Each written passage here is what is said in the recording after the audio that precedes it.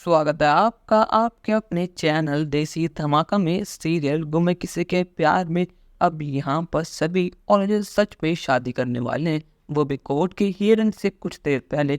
पर लेकिन यहाँ पर उनकी शादी में बहुत बड़ी परेशानी आने वाली है। यहाँ पर जब शांतनु सभी के पास जाता है और उससे कहता है कि सभी, मुझे लगता है कि तेरी शादी जैसे करवा देनी चाहिए, तो इस तरह ना बन पाएगी और तुझे तेरा घर मिल जाएगा। हमने देखा है कि तू सही से कितना प्यार करती है, जिस तरह तू सही का ध्यान रखती है उस तरह बस एक माँ ही अपने बच्चे का ध्यान रखती है। तो इससे अच्छा क्या हो कि हम तेरी शादी करा दें रजत ठक्कर से। पर लेकिन यहाँ पर ईशा शांतनु के इस फैसले से बिल्कुल खिलाफ है। वो कहते कि शांतनु, ये तुम क्या कर रहे हो? तुम चाहते हो कि मैं अपनी बेटी को उस नर्क में भेज दूँ ताकि वो वहाँ पर रोज तड़पे रोज भरे? तुम्हें पता है ना कि वो ठक्कर कैसे ब्रोने के संग इतना बड़ा हादसा हुआ है, पर लेकिन उसके बाद भी तुम चाहते हो कि हमारे घर की बेटी उस घर में जाए। मेरी बेटी मर जाएगी पर लेकिन उस घर में कभी नहीं जाएगी। और यहाँ पर शांतनु बहुत समझाता है, पर लेकिन यहाँ सभी कहते हैं कि बाबा, आई ने बिल्कुल सही कहा, मैं उस घर में कभी नहीं जाऊंगी, फिर चाहे कुछ भी हो जाए। और यहाँ पर ठक्कर फैमिली सभी को बहुत समझाती है, सभी के पैरों में गिर जाती है। वो कहते हैं, सभी बेटा हम तुमसे हाथ जोड़कर माफ़ी मांगते हैं, पर लेकिन जो कुछ भी हुआ उसे भूल जाओ। पर लेकिन प्लीज़ आज कोर्ट में हमारे खिलाफ गवाही मत देना, हमारी ढींगली मैं वापस करवा दो सभी, बस तुम्हारे हाथ में सब कुछ है। पर लेकिन सभी कहते हैं कि जो कुछ भी होगा अब कोर्ट में होगा। टक्कर फैमिली बहुत कोशिश करती है कि वो आशा की सच्चाई सभी के सामने ला पाए, पर लेकिन यहाँ पर सभी कुछ मानने को रेडी नहीं है। पर लेकिन यहाँ पर बप्पा ने टक्कर फैमिली की सुनी ही है। सभी की आंखों पर जो पर्दा गिरा हुआ था अब वो पर्दा हट चुका है।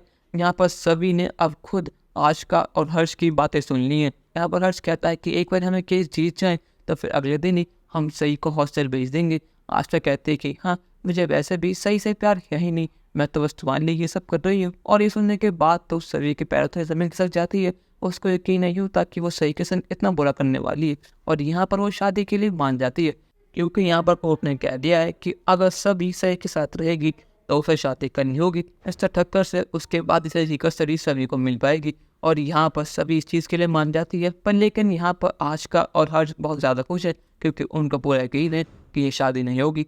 पर लेकिन यहाँ पर जैसे ही वो शादी करने जाते हैं, वो शादी के लिए इनकार कर देते हैं कि शादी ऐसा नहीं हुआ करती, उसके लिए कुछ प्रोसीजर होते हैं, कम से कम 1 महीने का समय लगेगा।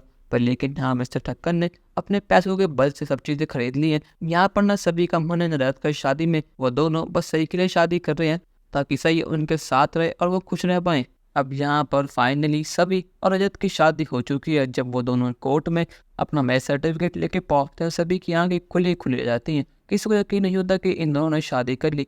आशा कहते हैं कि हर्ष, ये क्या मजाक है, आखिर ये सभी ने क्या करा, आखिर सभी ने ये क्या करा? चंद पैसों के लिए इसने सही के लिए ये शादी कर ली, आखिर कितनी बड़े बेवकूफ़ है ये। और अब यहाँ पर शादी होने के बाद कोर्ट ने भी सही की कस्टडी उसके पापा मम्मी को दे दिया, जो कि अब सभी और रजत हैं। यहाँ पर अब वो दोनों बहुत ज़्यादा खुश हैं। पर लेकिन यहाँ पर हर गुजराल कहता है कि माय लॉर्ड, ये तो चीटिंग है, इन दोनों ने इस केस को जीतने के लिए शादी करी है। एक क्या भरोसा कर लिए दोनों डिवोर्स कर ले, क्या भरोसा कि शादी फेक हो।